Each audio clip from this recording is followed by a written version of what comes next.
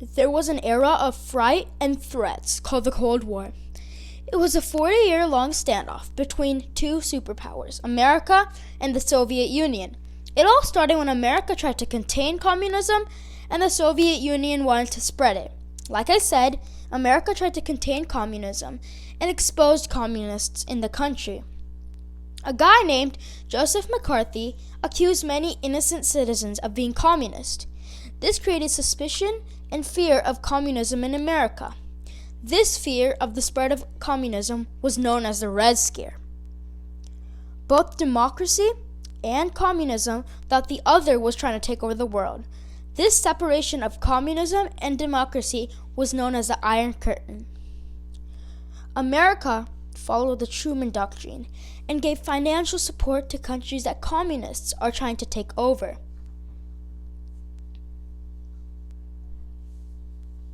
Next, America did the Berlin Airlift. The Soviet Union built a wall dividing East and West Germany so that citizens of East Germany couldn't flee the country. To keep people of East Berlin from starving, America had to fly planes over the wall to drop supplies. Colonel Gail Halvorson got the idea of dropping little parachutes filled with candies to the kids of East Berlin.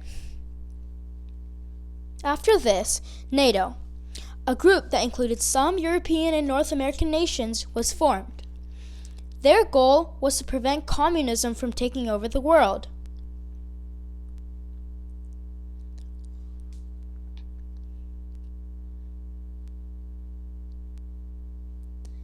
Next came the Korean War. It was a fight between North and South Korea. North Korea invaded South Korea. With the help of America, South Korea fought back and it started invading North Korea. After more fighting, an armistice was formed. Both countries were separated to how they were before the war, at the 38th parallel. Unfortunately, the war never ended, and their conflict is still going on today. Next, the Soviet Union joined an alliance called the Warsaw Pact. In the same year, the space race began. It was a competition between America and the Soviet Union for space exploration. The Soviet Union was the first to send a person into outer space. In response, America was the first to send a person to the moon.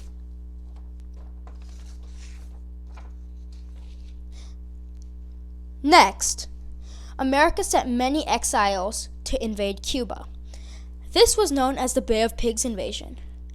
Anyways, this was a fail, and this caused the Soviet Union to join the conflict. They sent missiles to Cuba and set them up within U.S. range. A U.S. spy plane spotted these missiles, and America was informed immediately. America set up a blockade with naval ships to prevent supplies from getting to Cuba. The Soviet Union knew if they fire the missiles, America will fire their missiles in Italy and Turkey at the Soviet Union. Neither country fired their missiles because they knew that there would be no winner in a nuclear war.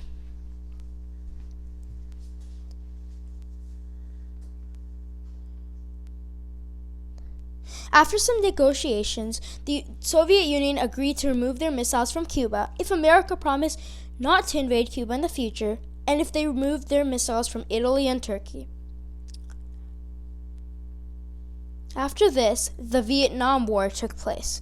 America sent troops to South Vietnam to help them combat North Vietnam. Citizens at home protested this war, sometimes peacefully and sometimes violently.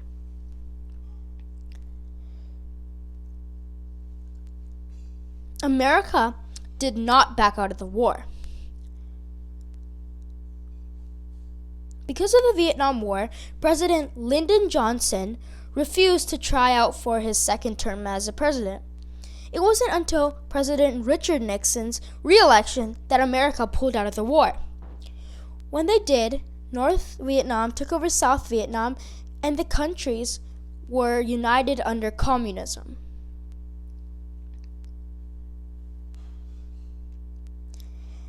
After this, the government announced that there would be no more of the Berlin Wall. Right away, citizens began tearing down the wall. After the Berlin Wall was broken, Germans voted for the two sides to be united.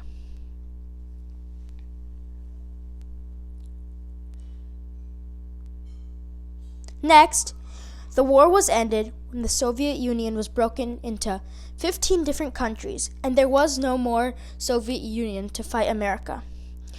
A special thanks to the House of Un-American Activities Committee for investigating groups for fascist, socialist, and especially communist.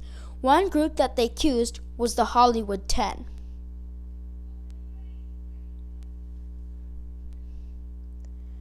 Hope you learned a lot. Bye.